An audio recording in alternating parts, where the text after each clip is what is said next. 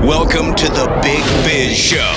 Taking care of business. You want fast-talking, hard-hitting discussions on business and finance? Maybe with a barroom slant and some really salty peanuts? We're not counting calories. We're counting cash. Before we get to the man with the financial plan, meet the money team. Costa, Mary, now Captain Finance himself, Sully. Well, live from the Loft 100 studios in sunny San Diego, California. Big Biz Show's on the air. We're having a calm start to the program because Mike Costa once again.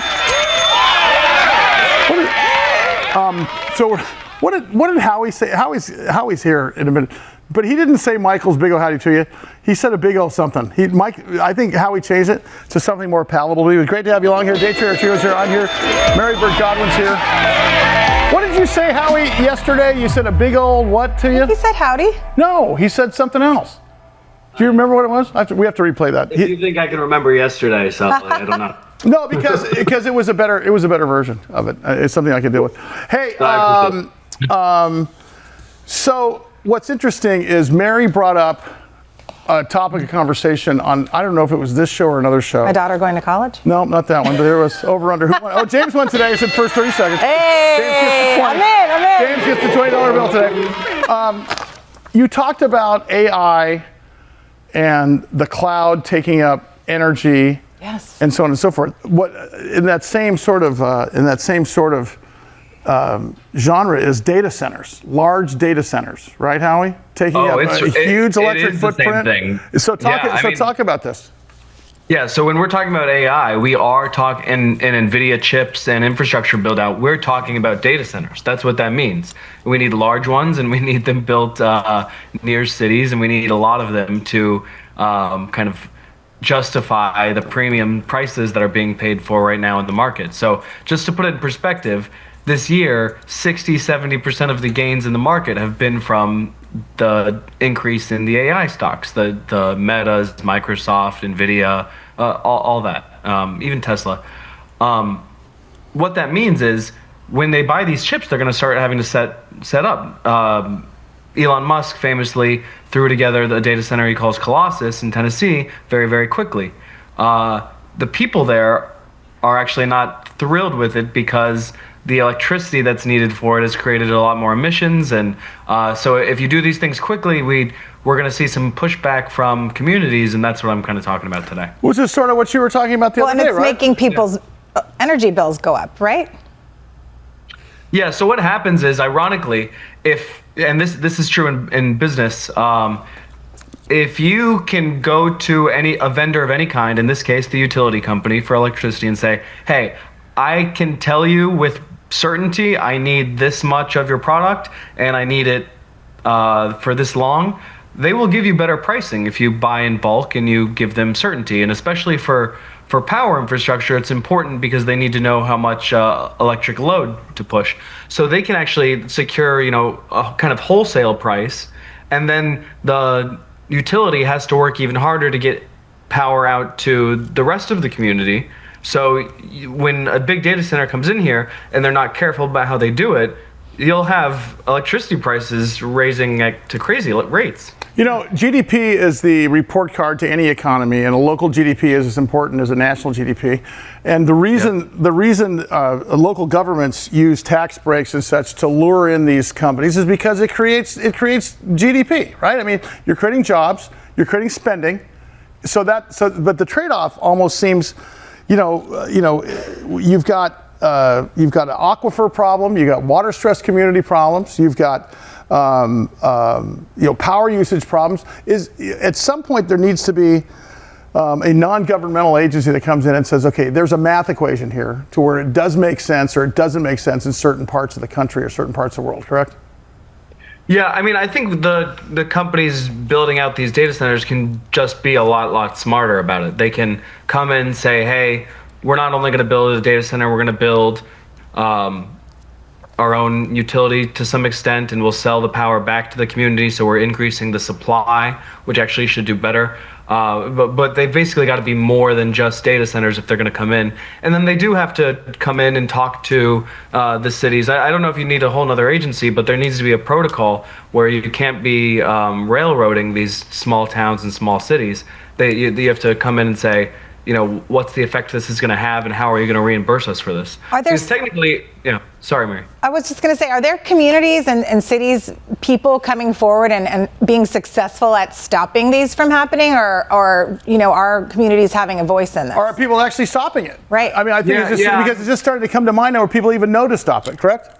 I'm sorry I don't have it in front of me, but there was a headline a couple, maybe a week or two ago about just that happening. A couple small cities said, no, you're not doing it. They got a lot of flack in the town hall meetings, and they just said, no, you can't do it. So we're going to start seeing this kind of stuff on our I think we're going to see a lot more unless what I talked about actually happens. I mean, they use a lot of water too. Well, but which brings to the point where won't developers get smart and start figuring out, just like they did with the low-income housing when they wanted big development projects, maybe renewable energy projects when they want to build a data center, right? I mean, isn't that sort of the answer?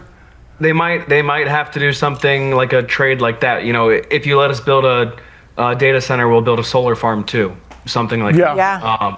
Well, I mean, here's the issue. The need is only going to get increasingly viable for these things, because our appetite for, I always say this, we didn't have the word iPhone in our lexicon 17 years ago. And now you could not live without, I'm sorry. ChatGPT. I can't come to my camera right now. I mean, honestly, it's the last thing it is a cell phone. ChatGPT and AI all day are something I use. I mean, when I introduce you to Perplexity, it's your best friend now. Yeah. Google is going to have a problem making a profit coming up with advertising the minute Perplexity figures out how to charge for advertising. It's a really, really great point. I mean, we're going to need so much the CEO of NVIDIA, Jensen Huang, said we need probably 1 billion times more compute than we have now. And last week, the CEO of Microsoft was bragging about how they were putting data centers in space. They've previously tried to put them in the ocean. So wasn't Iceland where all the servers were located? Iceland's real estate properties are going to start going down when they start moving out of Iceland, right? The problem is for these services, especially for things like Facebook, Instagram, you need and YouTube. You need data centers all over the country. I mean, you're pulling your video from a data center, just a couple hundred miles away. It's not like it's all on a server in California and you're just pulling straight from there. Well, they have to have a lot of infrastructure to have those businesses. Look, and the more fast channels that show up, the more over-the-top television that shows up, the less cable that shows up. Look at our veracity for consuming media, not on NBC, ABC, or CBS, which is why everyone's watching Amazon Prime, everyone's watching Paramount Plus, everyone's watching Peacock. What is your latest one on Hulu or whatever you're having us watch your on, right? I mean, the more just the entertainment side alone. Forget about the computing side. It's a little scary. I think space is it, or we need to use that island where the lepers are in Hawaii, and just take that whole area, and we'll do that. I forget what that's called. I don't know. You remember the lepers island in Hawaii? I do not. Yes, you do. Oh, I don't. Big Biz Show, bigbizshow.com. I'll come up with the name for you on the break.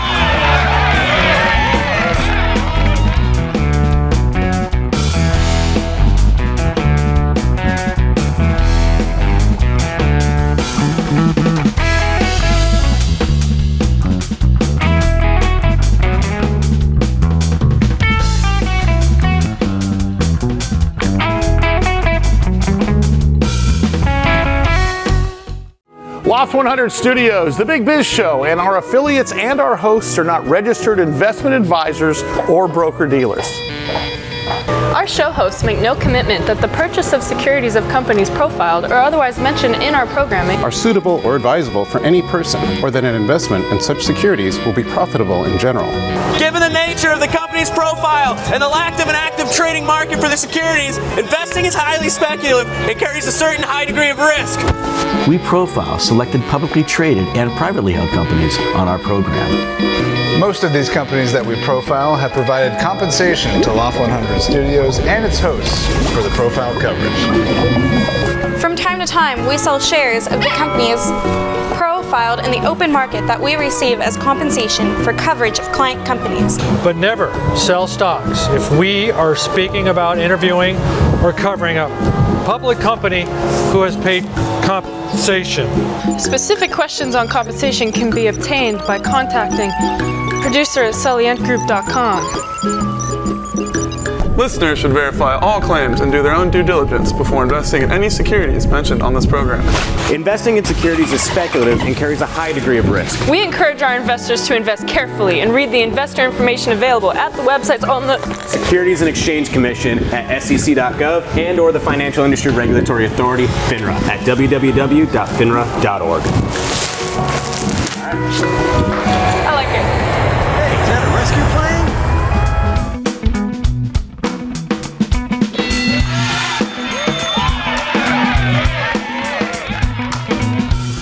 BigBizShow.com is our website. We are available in 80 million homes across the country. We're also available internationally on American Forces Network, television and radio there. Podcasts. Don't forget podcasts. Right, I get an email almost every morning. I get several. I get 5 that were written at 2, 3, 4 in the morning. Somebody's watching us somewhere. We're on 24/7. Somewhere, but it's easy to find. Go to bigbizshow.com, and of course, all the links are there. Charles Allen is the CEO and chairman of the board of BTCS. Of course, BTCS is Blockchain Technology Consensus Solutions. This guy is one of the most fascinating humans I've ever met. I really believe that he's onto something new. If you don't understand Ethereum, he's going to tell you, Mary's raising her hand, why Ethereum matters. It's the new financial internet. And here, once again, one of the smartest guys I know, and I'm not just saying that. Charles, how are you, man? So good to see you. Yeah, Bob, it's great to be back on. Really appreciate you having me on the show. Listen, you're helping us as well. Can you just, let's take it from the top, because you've been on a few times, and I want to revisit for people that don't know who you are. Talk about you guys and why Ethereum matters, and sort of when we think of digital currency, and I argue that we already are in the world of digital currency because I've got the same $40 in my wallet that I've had the last 6 months. Everything financially is digital anyway. But people tend to think of Bitcoin. Bitcoin is an investment. It is not, at this point, commerce related. Ethereum kind of creates something a little bit different. Talk about that for us. No, what Ethereum creates is like the future of the financial rails and beyond. And so, what do I mean by that? You said it, you have $40 in your wallet. I've probably had the last $20 in my wallet for the better part of a year. Yeah. And everything's now online, but what blockchain technology and specifically Ethereum does is it allows for the tokenization of digital assets and allows for those digital assets to trade globally without a trusted third party, and that is key 24/7.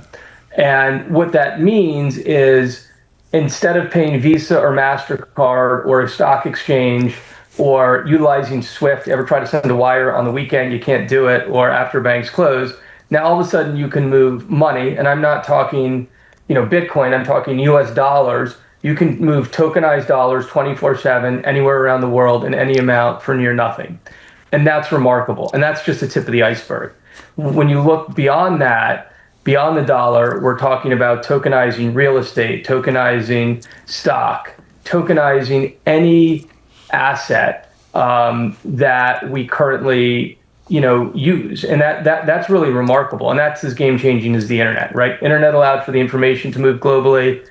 Blockchain technology, specifically Ethereum, is the rails to move any asset globally 24/7 without a trusted third party. And that's going to create new business models, new economies, and make the world more efficient. And tokenization means turning something into smaller, well-defined tokens that are unique in so much that if they are stolen, they're unusable. It's part of the safety feature on this as well. Talk about that piece of it.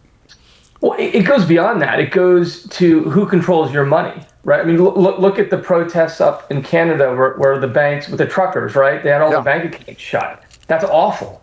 especially in a free country, you shouldn't be able to come close your bank account because they disagree if you're having a peaceful protest. So once you tokenize something on a blockchain, you control it, it's yours. And there's all sorts of different use cases for this, that it's not just about putting it in a tokenized form, it's cutting out the middleman and putting the custody back in the holder's possession. And that's something that we got away from a long time ago, like decades ago. And so that's what this technology is now coming back. You don't need a middleman anymore. Right. Talk about BTCS. You have a really interesting business model, vertical integration and digital assets. Talk about what you guys do exactly. So, historically, we're the oldest public crypto company in the world. We went public in 2014. Right now, we're a blockchain infrastructure and technology company focused on Ethereum. Our thought is if we secure Ethereum's network and build products and solutions on top of it, we'll benefit from the tokenization of real-world assets without having to bet on any particular use case. And so our company has 3 lines of business. It's node ops, which is running validator nodes, securing the network. We're a block builder, which right now we account for anywhere from 1% to 3% of all transactions on Ethereum. And we've recently launched a new business, Imperium, which is a proprietary platform where we're engaging in the DeFi ecosystem. So, and all of those things are kind of interconnected at some places.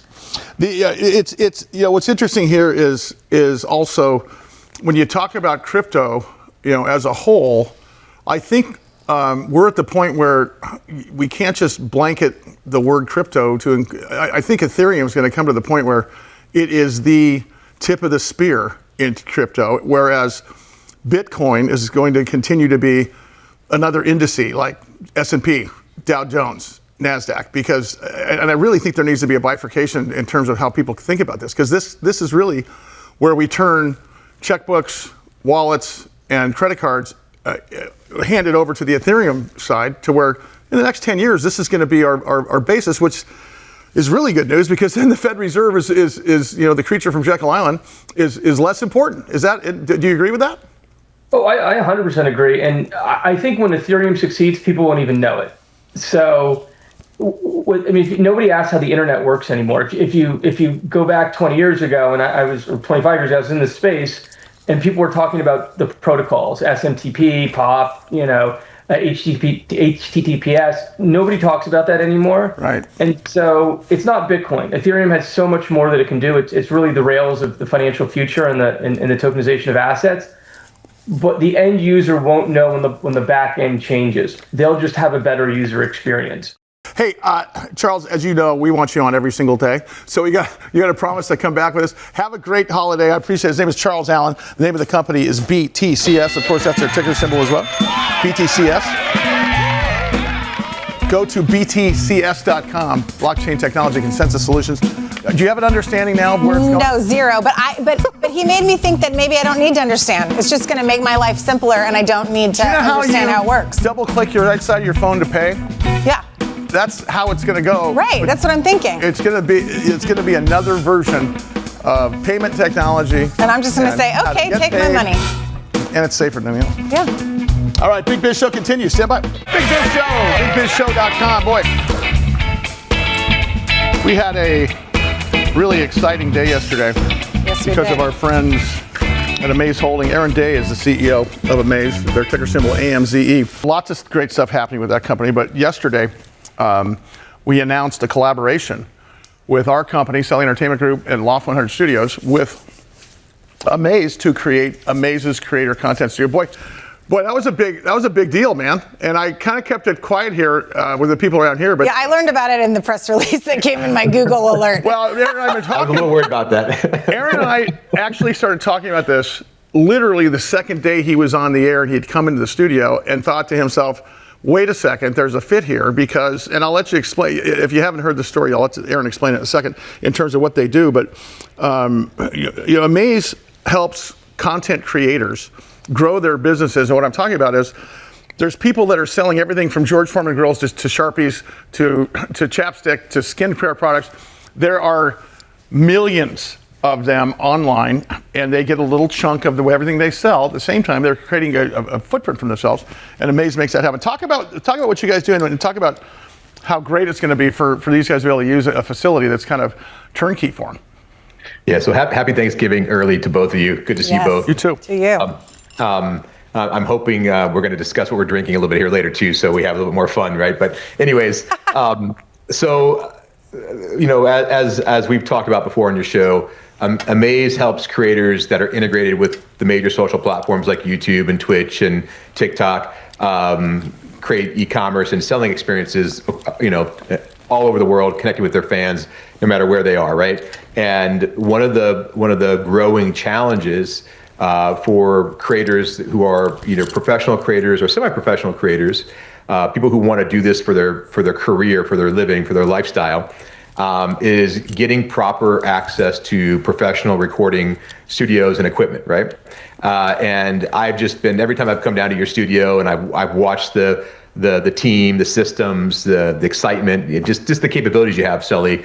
Now that we are able to, in Southern California, bring some of those facilities to some of our creators in a bit more automated way, it's just really exciting for me, right? Because I think you're going to see a whole new level of content come out from these people who are typically used to recording content on their phones or in their garages and makeshift studios, right? So I'm super excited about this, bringing a level of professionalism to a group of our creators that just are ready to blow the roof off, right? They're doing super well, and let's just give them a bit more access to the right technology, right? And the other piece of it too is, you guys have sort of the recipe, the template for these folks to get out to the universe. But now, as I said, instead of having it look like it's done in their closet. Well, that can be daunting for people. Is the right camera, the right lighting, the right setup, the right audio? Because audio can break a video completely if you don't have the right sound. So, I think it's definitely a great fit because we take that stress away from people. Hey, let's talk about your platform overall here. You guys, it's interesting how you guys, if you go on their website, all the fingers you guys are in, and not just they all work interactively together. But talk about some of the other stuff that you guys are doing, because it's really interesting. If you go to the website, you see different categories. Yeah, so it's been a pretty fun year too, because we've added a lot of new stuff. So we've got it's called the Cast app, KAST app, and that is it started off as a live watch party app during COVID, and now it's expanded into a live shopping app. So the beautiful thing about that is it gives you the ability to host a live party, interact with a large group of fans live, both via video and chat, and now you can actually shop it. So if you think about what you do on TikTok Shop or on maybe Whatnot platforms like that, you can actually do that now in one of our apps, host a live watch party and a selling experience. So that's a beautiful thing we have, doing really, really well. We've also launched Digital Fits, which is our first product in Roblox, which allows all these millions of users in Roblox to create their own personal digital, people call them skins or digital apparel. What's magical about that, and this is where I'll talk about my 9-year-old son. So my 9-year-old son's in Roblox every day playing. He's created his own avatars and the apparel. But within 1 second, my son can actually click a button, and now those really robust pieces of apparel my son's created can now be sold as physical products. No so way. you see his friends, and what they're doing, they're actually wearing the apparel that they created in the digital gaming platform, right? So another way to help the next generation of kids become creators and monetize, right? And entrepreneurs, that's so cool. Yeah, 100%. And they are. You've watched what they're creating, and now you see them and all his little buddies wearing the same shirt. Well, you take that and you multiply that by millions of kids doing this. It's amazing. And then I think we talked about this last time, but the Moments AI we launched a few weeks ago with Perez Hilton, Moments AI, and really what that's about, like our company at its core is built to help the up and coming creator, right? The creator who's getting started, having a little bit of success. And what we've noticed a lot this year is that there's just these moments when something starts to trend. You hit something, it triggers an algorithm, or all of a sudden you go viral and you're not ready for it, right? All of a sudden it happens and it takes you days or weeks to get your products built and launched and your store built. By the time you get your whole business in front of the audience, it may be too late.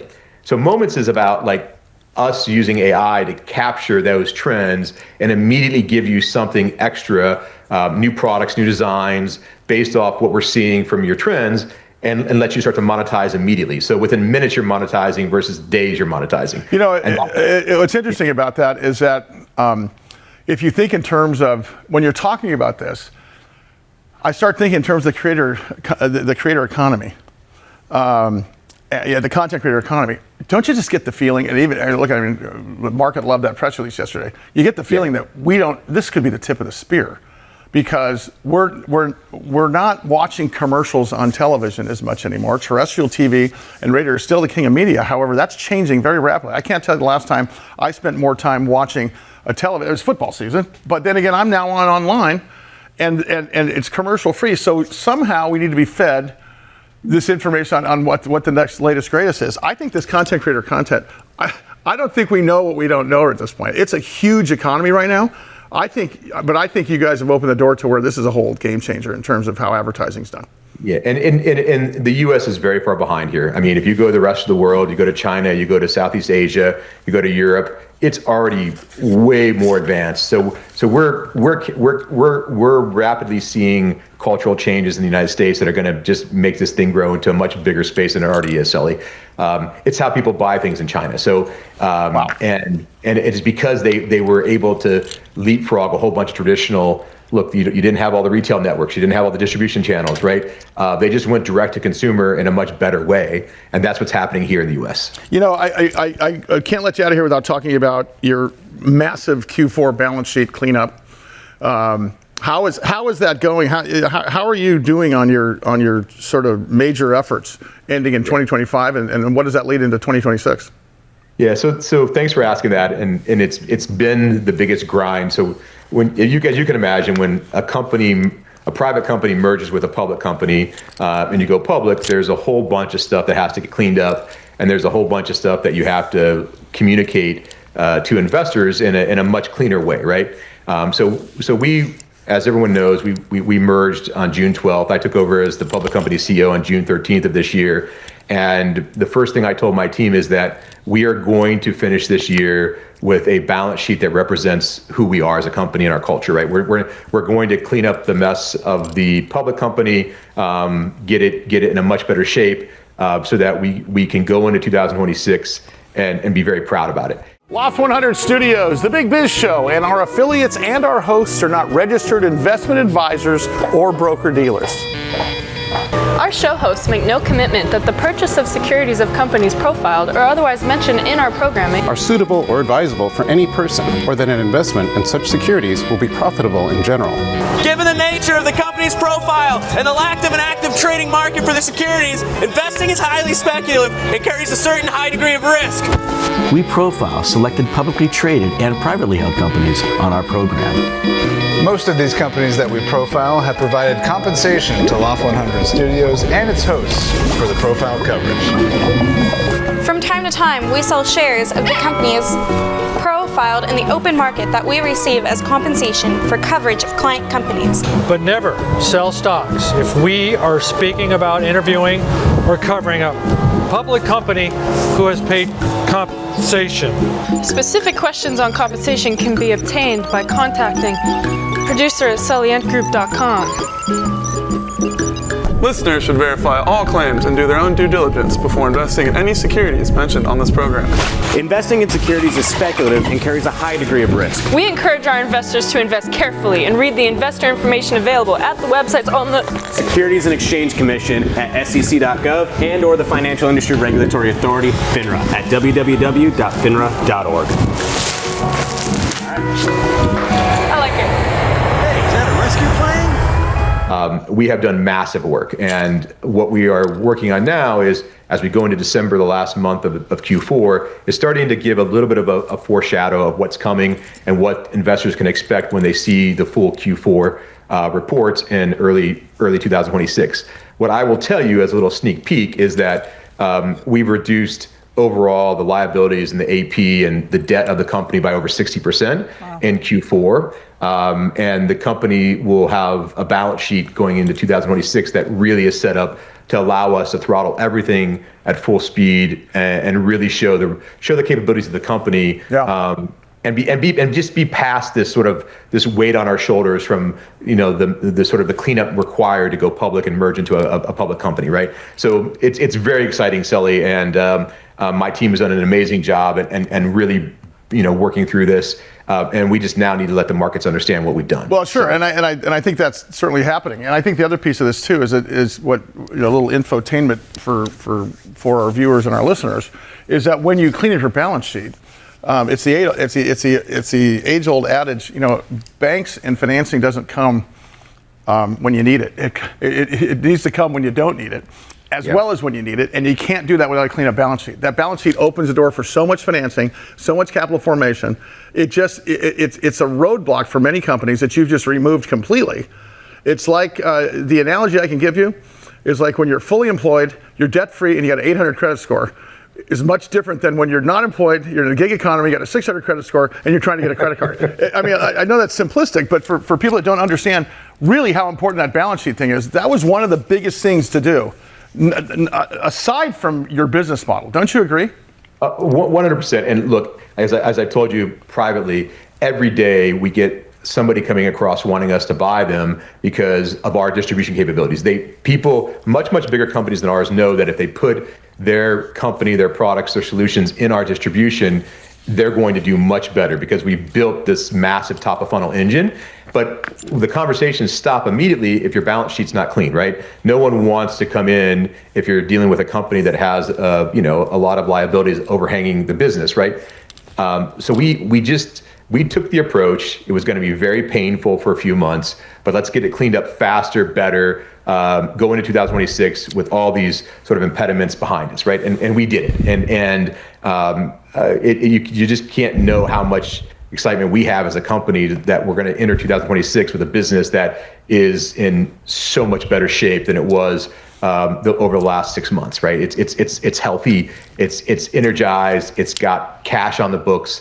It's well funded now, so it's just in a much better position, and I expect that to drive a lot of success in 2026. Do you think that we're going to see with the content creation economy to where folks are amalgamating these channels? Let's just say that out loud. Home Shopping Network, QVC.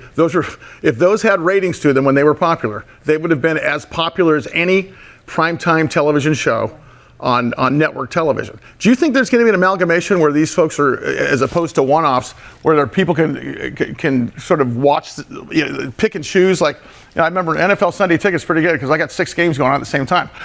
Yeah. Is something like that the next step? Because I think there's going to be a voracious appetite for this. As you said, the U.S. is behind. Yeah, I think let's use sports as an analogy, right? So, you've got the full swing of Major League Basketball, Major League Hockey, Major League Football, all going on right now. You've got the full swing of some of the best college sports out there right now. You've got the end of the seasons for all of the high school sports, the football season, things like that, the soccer. And then you have all these niche sports like pickleball and all that kind of stuff coming up right now.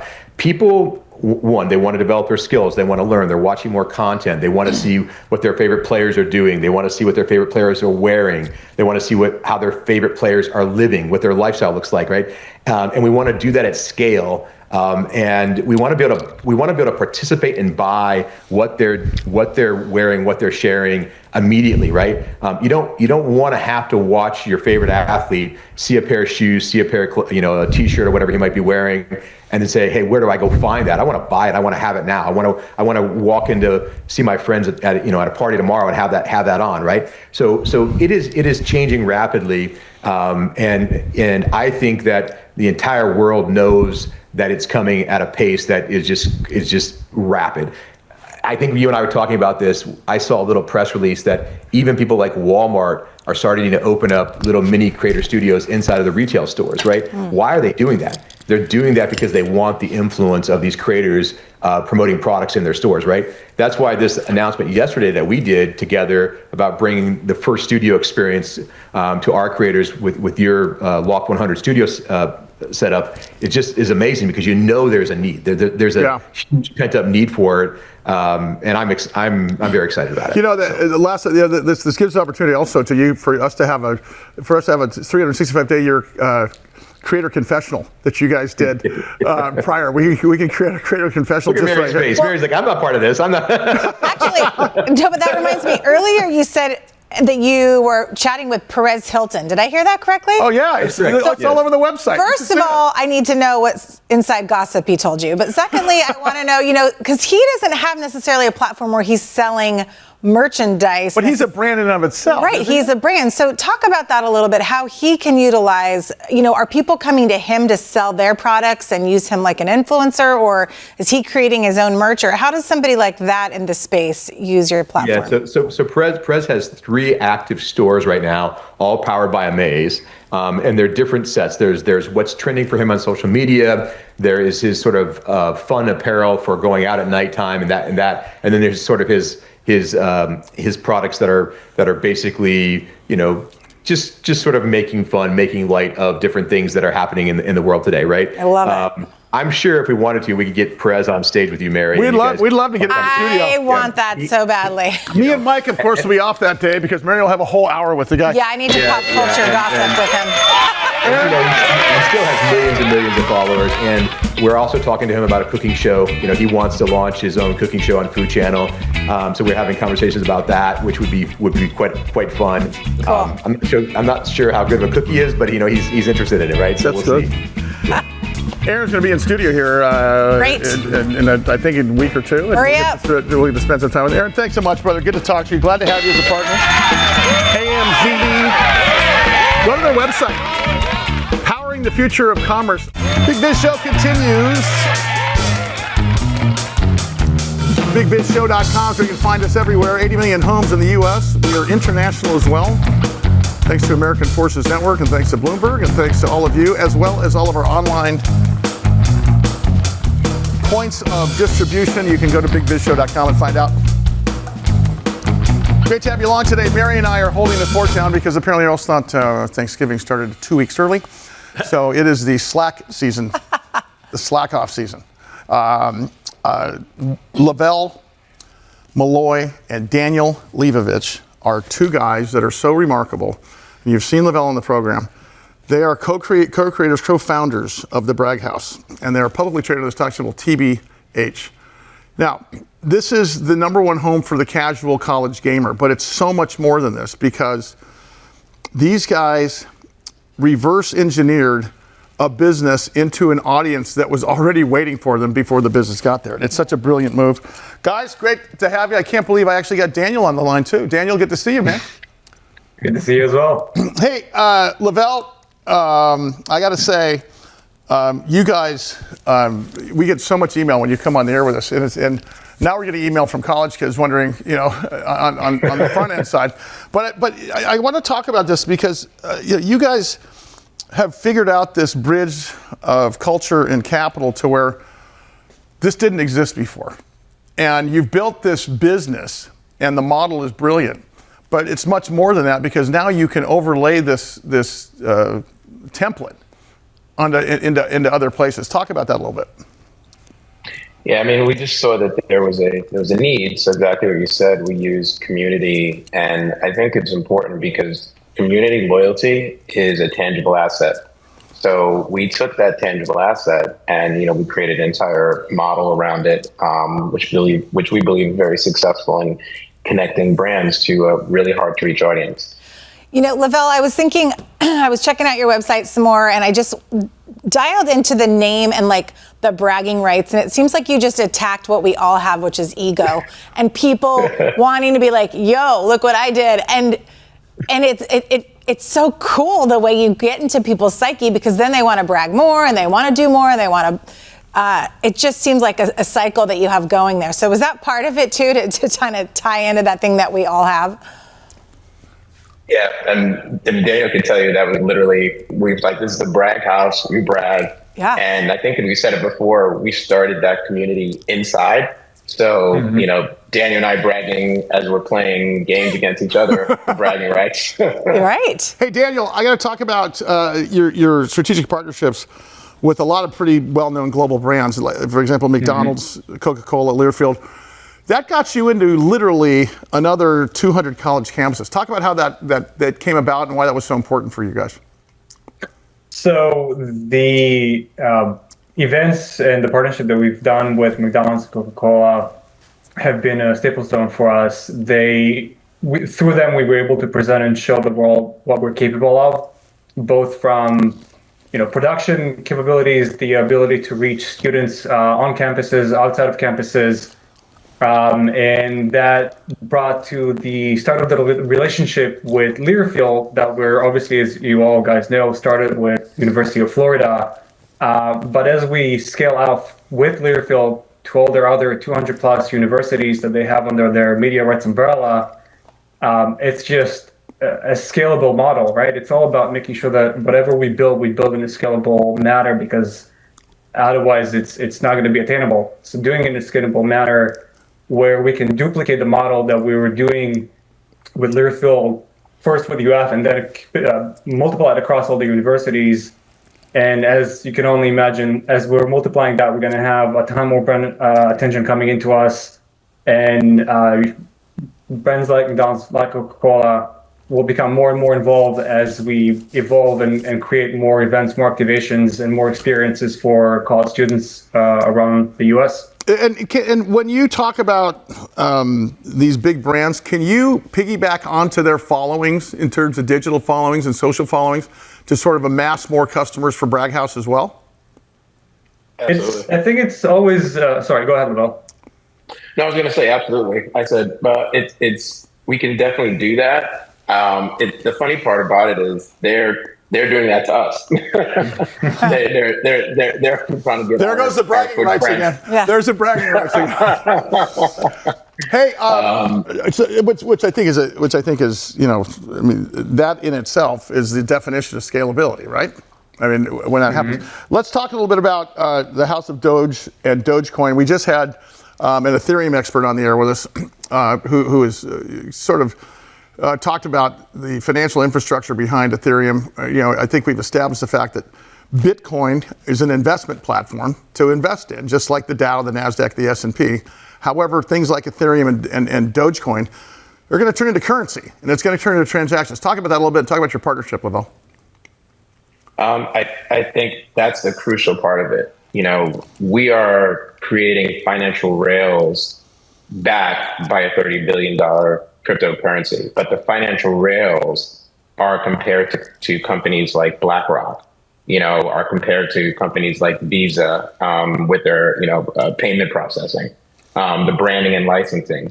So we're taking all the financial rails of trillion-dollar industries, doing the same playbook that we've done to make sure we have the adoption for colleges, but we're backed by a $30 billion currency to do that. So that's exactly what we're going to do is create these new financial rails, which honestly we believe is the future of how,